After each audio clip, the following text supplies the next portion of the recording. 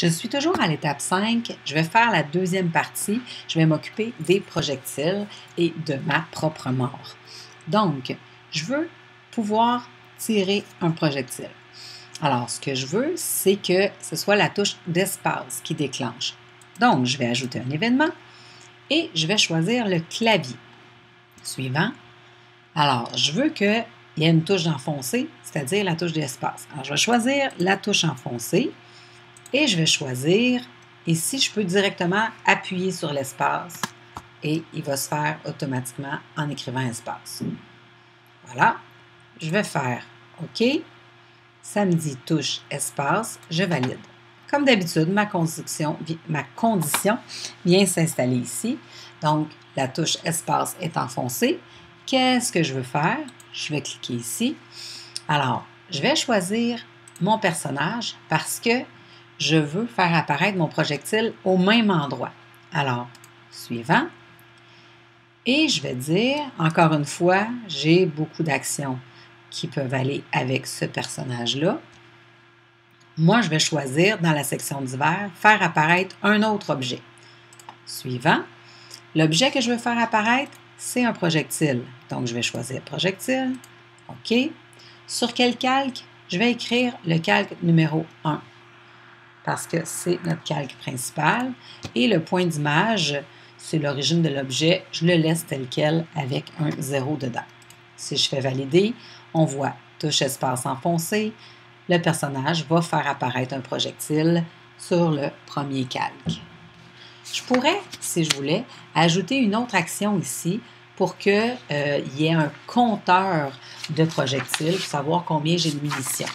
Mais ça serait un petit peu plus complexe et les variables, on va les voir seulement à la fin de ce projet-ci.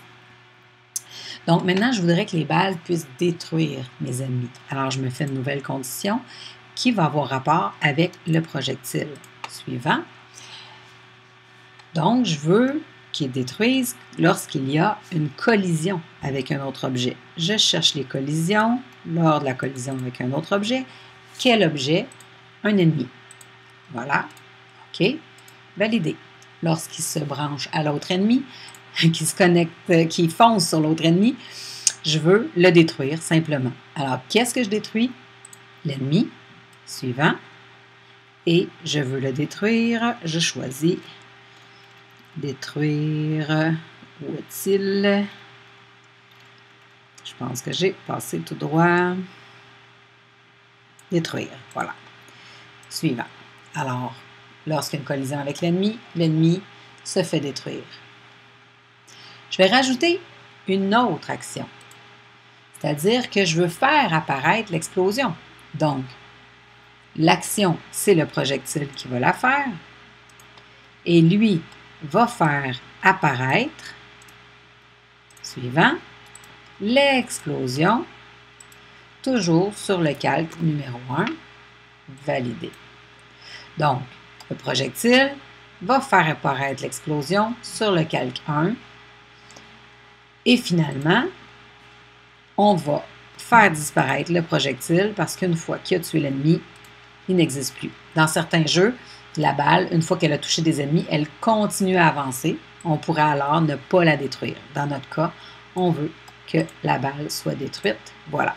Donc, quand il y a une collision, on détruit l'ennemi, le projectile fait apparaître une explosion et ensuite de ça, le projectile est détruit. On se souvient que l'explosion elle-même, elle apparaît et on a déjà mis un fondu pour qu'elle disparaisse elle-même. Maintenant, ce qu'on peut faire aussi pour que l'effet visuel soit meilleur pour l'explosion, dans la fenêtre de propriété, donc je vais prendre l'explosion dans ma fenêtre de projet et à gauche, dans la fenêtre de propriété, je peux aller changer son mode de fusion dans ses effets.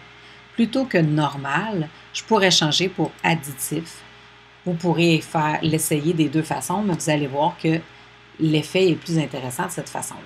Et finalement, avant de passer à l'étape suivante, on va faire mourir notre personnage si jamais nous avons une collision avec l'ennemi.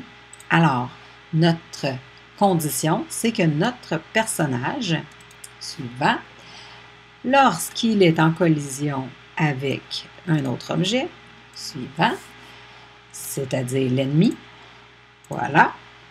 On valide. Alors, la condition, c'est lorsque notre personnage touche à un ennemi, qu'est-ce qui va se passer? Le personnage va faire apparaître un autre objet parce que moi aussi, je dois exploser. Alors, il fait apparaître un objet. Suivant, quel objet?